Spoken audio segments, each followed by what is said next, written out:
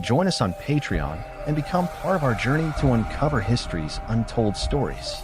Your support helps us create in-depth content, bring hidden narratives to life, and keep history alive for everyone. The first time many readers hear that Ethiopia's Bible contains far more books than the one familiar to Western Christianity, the reaction is often disbelief. How could an ancient Christian nation preserve scriptures that others lost or rejected? What stories, laws, prophecies, and visions survived in the Ethiopian highlands while disappearing elsewhere? And perhaps most intriguingly, what do these texts reveal about early Judaism, early Christianity, and Africa's place in the formation of sacred history itself? Ethiopia's biblical tradition is not an eccentric footnote to Christianity. It is a living archive of some of the oldest religious memories on earth, guarded for centuries by monks, scribes, and communities who believed they were preserving not novelty, but truth. Christianity reached Ethiopia extraordinarily early. According to both Ethiopian tradition and external historical sources, the conversion of the Aksumite court occurred in the 4th century during the reign of King Ezana. By this time, Ethiopia was not an isolated kingdom but a powerful trading empire connected to the Roman world, Arabia, Persia, and India. Long before Christianity, Judaism had already left a deep imprint on Ethiopian religious life through migration, trade, and legend. Ethiopian tradition holds that the Queen of Sheba visited King Solomon and bore him a son, Menelik, who later brought the Ark of the Covenant to Ethiopia. Whether understood literally or symbolically, this story reflects something historically undeniable. Ethiopia absorbed Israelite religious ideas very early and integrated them into its own worldview in a way that no other Christian civilization did. When Christianity arrived, it did not erase this inheritance. Instead, Ethiopian Christianity grew as a synthesis of ancient Jewish law, early Christian theology, and indigenous African religious consciousness. This unique development shaped not only Ethiopian liturgy and theology, but also the boundaries of Scripture itself. While Christianity in the Roman Empire struggled to define orthodoxy through councils and imperial authority, Ethiopia developed largely outside the reach of these institutions. As a result, its canon of Scripture followed a different path, preserving texts that fell out of favor elsewhere and refusing to abandon writings that continued to speak to Ethiopian religious life. The commonly repeated claim that Ethiopia's Bible has 88 books requires careful explanation. In the strictest sense, the Ethiopian Orthodox Tewahedo Church traditionally recognizes a canon of 81 books. However, depending on how certain collections are counted and how broader ecclesiastical texts are included, the number is sometimes expanded to 88. This numerical variation reflects differences in classification rather than contradiction. What matters most is that Ethiopia's canon is significantly larger than the 66-book Protestant canon and the 73-book Roman Catholic canon, and that it includes several texts that vanished from Western Bibles entirely. Among the most famous of these is the Book of Enoch.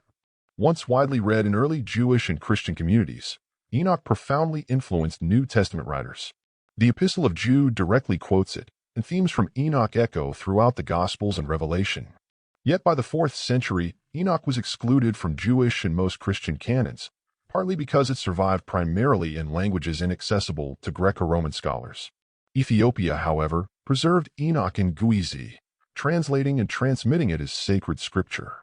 Without Ethiopia, the Book of Enoch might have been lost to history, known only through fragments and references. Enoch reveals a worldview strikingly different from later Western theology. It speaks in vivid detail about fallen angels, cosmic order, heavenly judgment, and the origins of evil.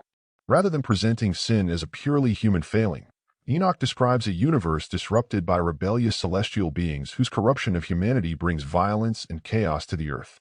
This cosmic drama deeply influenced early Christian thought, helping shape ideas about demons, the Messiah, and divine judgment. Ethiopia's preservation of Enoch reminds us that early Christianity was far more diverse and mythically rich than later doctrinal systems sometimes admit. Another set of texts unique to the Ethiopian canon are the books of Maccabian. These are often mistakenly equated with the Maccabees found in Catholic and Orthodox Bibles, but they are entirely different works. Ethiopian Maccabian recounts moral struggles, martyrdom, faithfulness under oppression, and divine justice, but they are not historical narratives of the Hasmonean revolt. Their inclusion demonstrates that the Ethiopian canon values theological meaning and spiritual instruction over strict historical alignment with Greco-Jewish traditions.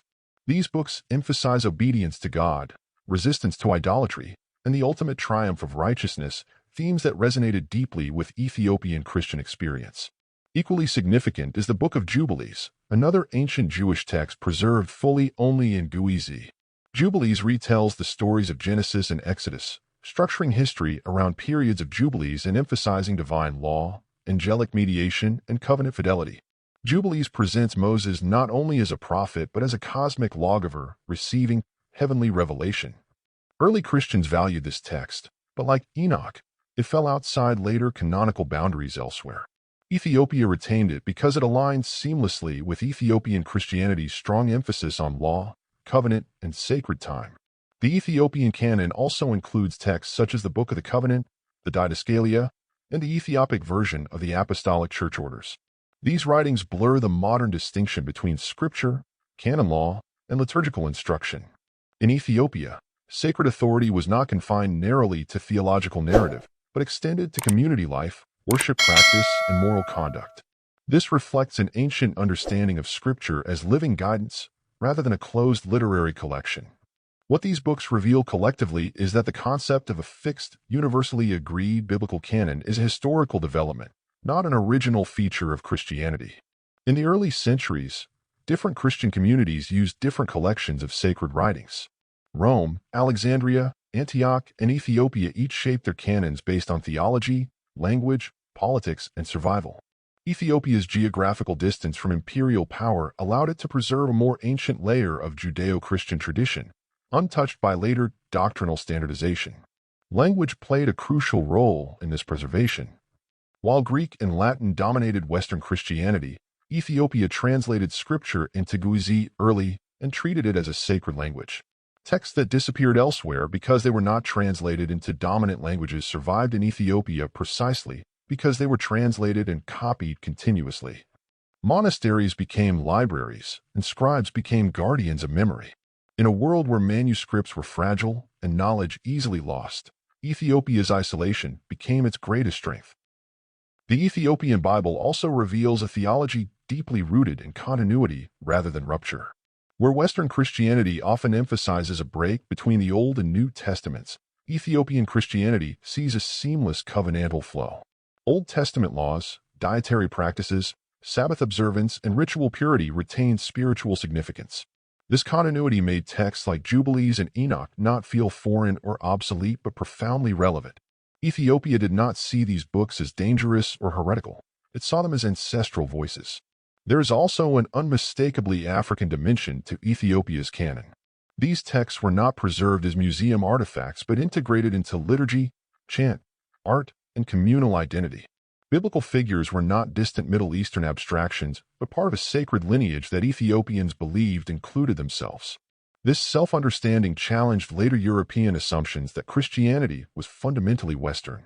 Ethiopia stands as living evidence that Christianity took deep root in Africa centuries before it spread across much of Europe. The survival of these books also complicates modern ideas about orthodoxy and heresy. Many doctrines considered marginal today were once mainstream. Angelology, cosmic warfare, visionary journeys, and symbolic time structures dominated early religious imagination. Ethiopia's Bible preserves this imaginative richness, reminding readers that faith was once experienced as a vast cosmic drama rather than a purely philosophical system. The question, then, is not why Ethiopia's Bible has more books, but why others have fewer.